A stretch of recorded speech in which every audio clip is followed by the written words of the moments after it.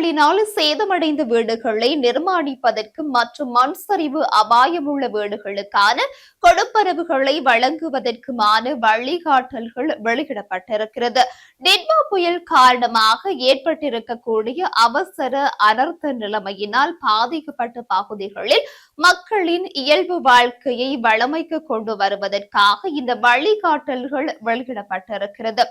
இந்த நிலையில் 2025/12/5 திகதியிடப்பட்ட வரவு செலவு திட்ட சுற்றறிக்கை இலக்கம் 8/2025 மற்றும் 20ஆம் திகதியிடப்பட்ட வரவு செலவு திட்ட சுற்றறிக்கை இலக்கம் ஆகியவற்றினூடாக முன்மொழியப்பட்டு வலுவூட்டல் திட்டத்தின் கீழ் மீட்டுச் சேதங்களுக்கான கொடுப்பனவுகளை மிகவும் வினைத்திறனுடனும் பயனுள்ளதாகவும் வழங்குவதற்கான அறிவுறுத்தல்கள் இதில் உள்ளடக்கப்பட்டிருக்கிறது. இதன் அடிப்படையில் 2025 நவம்பர் மாதம் 21ஆம் திகதி முதல் டிசம்பர் 31ஆம் திகதி வரை நிலவிய அனர்த்த மற்றும் அதன் பின்னரான அனர்த்த சூழலினால் ஏற்பட்ட வீட்டுச் சேதங்கள் இதற்கு பொருந்தும் எனவும் தெரிவிக்கப்பட்டிருக்கிறது. கொடுப்பனவுகளை பெறுவதற்கு தேவையான ஆவணங்கள் அனர்த்தத்தினால் அழிவடைந்திருந்ததால் அவற்றை இலவசமாக வழங்குவதற்கு பிரதேச செயலாளர்கள் தகுந்த வேலை திட்டத்தை முன்னெடுக்க வேண்டும்.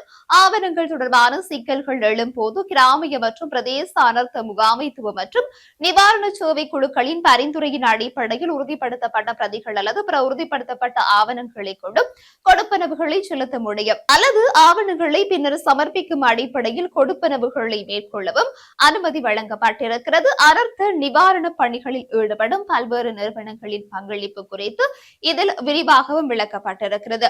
கிராமிய அனர்த்த முகாமைத்துவ குழு மற்றும் பிரதேச செயலாளர்களுக்கு மேலதிகமாக பின்வரும் அதிகாரிகளுக்கும் இந்த நிவாரண பணிகளில் பொறுப்புகள் வழங்கப்பட்டிருக்கிறது.